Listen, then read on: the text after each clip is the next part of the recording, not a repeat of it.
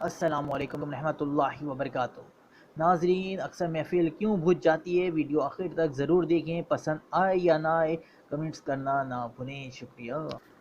ایک شخص اپنے دوستوں کی محفل میں باقاعدگی سے شریک ہوتا تھا۔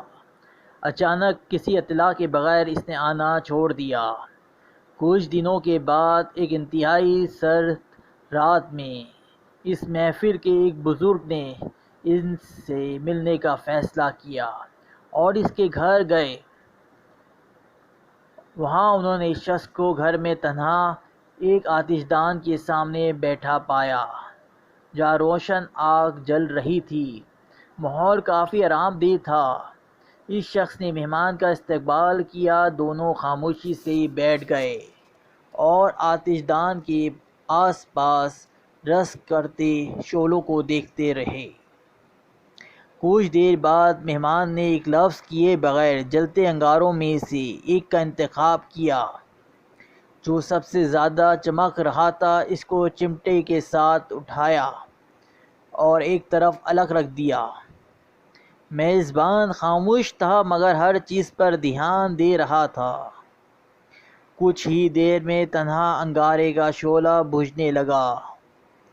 تھوڑی سی دیر میں جو کوئلہ پہلے روشن اور گرم تھا اب ایک کالے اور مردہ ٹکڑے کے سوا کچھ نہیں رہ گیا۔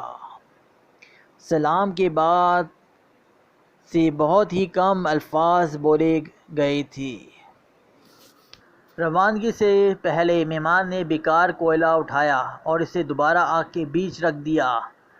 فوری طور پر اس کو چاروں طرف جلتے ہوئے کوئلے کی روشنی اور حرارت نے اسے دوبارہ زندہ کر دیا۔ جب مہمان روانگی کے لیے دروازے پر پہنچا تو میزبان نے کہا، آپ کی آمد کا اور آپ کے اس خوبصورت سبق کے لیے بہت شکریہ۔ میں جلد ہی آپ کی محفل میں واپس آؤں گا۔ اکثر محفل کیوں بجھ جاتی ہے؟ بہت آسان، کیونکہ محفل کا ہر رکن دوسرے سے آگ اور حرارت لیتا ہے۔ گروپ کے ارکان کو یاد رکھنا چاہیے کہ وہ شعلے کا ایک حصہ ہیں اور ہم سب ایک دوسرے کی آگ کو روشن کرنے کے ذمہ دار ہیں، اور ہمیں اپنے درمیان اتحاد کو قائم رکھنا چاہیے تاکہ محبت کی آگ واقعی مضبوط، مؤثر اور دیرپا ہو اور ماحول آرام دہ رہے۔ گروپ بھی ایک کنبے کی طرح ہے۔ اس سے کوئی فرق نہیں پڑتا کہ کبھی کبھی ہم کچھ پیغامات سے ناخوش اور ناراض ہوتے ہیں۔ جو بات اہم ہے وہ یہ ہے اس تعلق کو قائم رکھنا چاہیے۔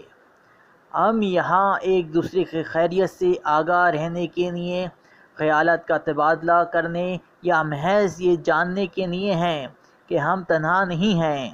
دوسروں سے حرارت لیں اور اپنی حرارت سے دوسروں کو مستفید کریں، اور سب کو دعاؤں میں یاد رکھیں۔ اس شعلے کو زندہ رکھیں اور اللہ کی بخشش کی گئی سب سے خوبصورت چیز دوستی کو ہمیشہ قائم و دائم رکھیں۔